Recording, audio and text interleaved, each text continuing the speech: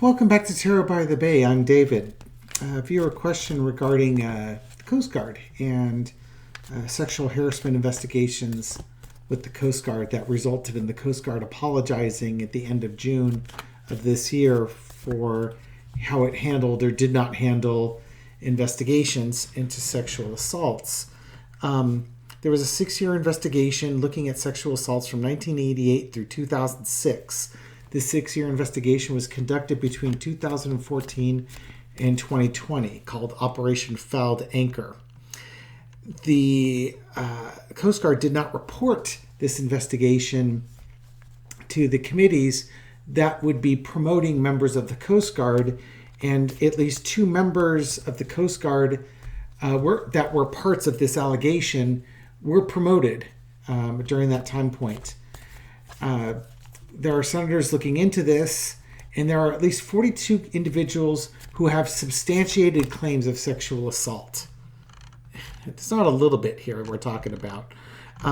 Lastly, some disturbing numbers. A 2019 Pentagon survey found almost half of the female cadets said they were sexually harassed, and about 1 in 8 reported experiencing unwanted sexual contact. That's a really nice way of putting it, isn't it? And almost 20% of the male cadets reported experiencing sexual harassment. So, Coast Guard, you can do better. I guess the question I want to ask is, why was this not a very transparent investigation? What's going on with this? Well, taking care of their own.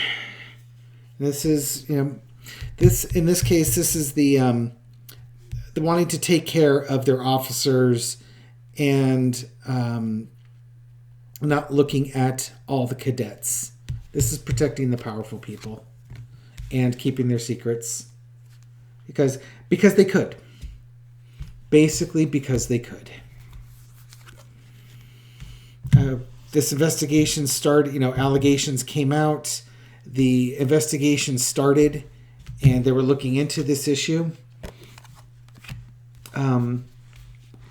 They managed to complete the investigation, but they substantiated it. Basically, the people that brought this or the people that accused them of this, they were right.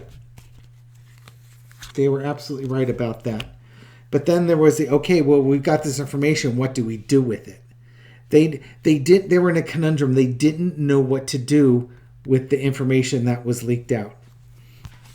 The Assemblers could also very well be the women that were assaulted here and the secrets that they kept.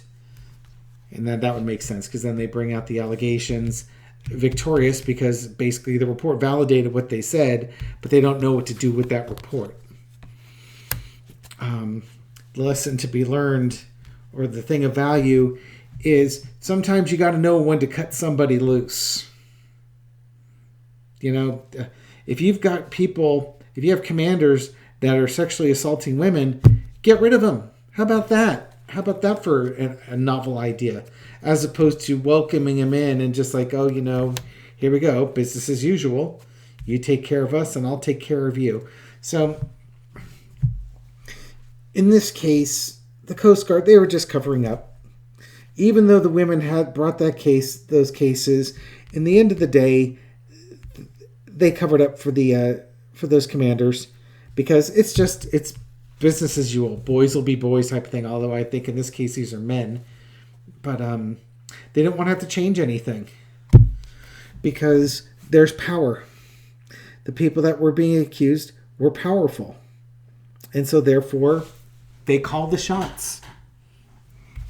It's so funny, we look at our military and we talk about this toxic masculinity, but nobody's got the balls or the backbone to actually do what's right. They do what's convenient. It's revolting. Thank you for watching this. Sorry, I wish I had a more positive message, but it is what it is. Do better, Coast Guard.